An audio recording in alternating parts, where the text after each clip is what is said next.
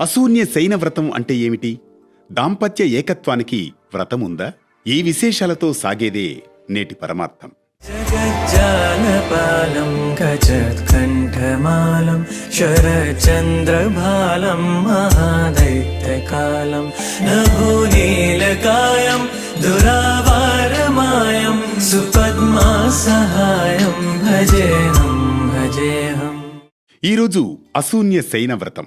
మన సనాతన హైందవ సంస్కృతి సంప్రదాయంలో అశూన్య శయన వ్రతం అత్యంత పవిత్రమైనది.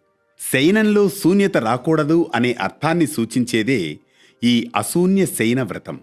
ఒకసారి పార్వతీదేవి పరమేశ్వరుని ప్రశ్నిస్తుందట, ప్రభూ, ఏ వ్రతం చేయడం వలన దంపతులు ఎప్పుడూ కలిసి ఆనందంగా జీవిస్తారు అనగా అప్పుడు శివుడు వివరిస్తాడు, అశూన్య శయన వ్రతాన్ని దంపతులు కలిసి చేసినట్లయితే వారికి అఖండ సౌభాగ్యం, సంతానం, ఐశ్వర్యం లభించి ఒకరికొకరు కలిసి సుఖంగా జీవిస్తారు అని. ఈ వ్రత విధానం ఏమిటంటే, ప్రభాత స్నానం చేసి విష్ణుమూర్తికి పూజ చేయాలి. తులసి దళాలు, పుష్పాలతో ఆ శ్రీమన్నారాయణుణ్ణి ఆరాధించాలి. ఉపవాసం చేయాలి. సాయంత్రం దంపతులు కలిసి పూజ చేసి రాత్రి వ్రత కథను వినాలి. బ్రాహ్మణులకు భోజనం పెట్టి దాన ధర్మాలు చేయాలి. దీంతో దంపతులకు ఎల్లప్పుడూ శుభం చేకూరుతుందని పురాణాలు చెబుతున్నాయి. సంతాన సౌఖ్యం, ఐశ్వర్యం, సౌభాగ్యం, దీర్ఘాయువు లభిస్తాయి. ఈ వ్రతం మనకు దాంపత్యంలో ఏకత్వం, శ్రద్ధ, విశ్వాసం ఎంత ముఖ్యమో బోధిస్తుంది. సాయంత్రం సమయాన ఇంట్లోని పూజ గదిలో శ్రీ విష్ణు, శ్రీలక్ష్మి విగ్రహానికి చందనం, కుంకుమ, పసుపుతో అలంకరించి దీపాలు, ధూపం వెలిగించి ప్రార్థన చేయాలి. ఆవు పాలలో తేనె కలిపిన నైవేద్యం సమర్పించాలి.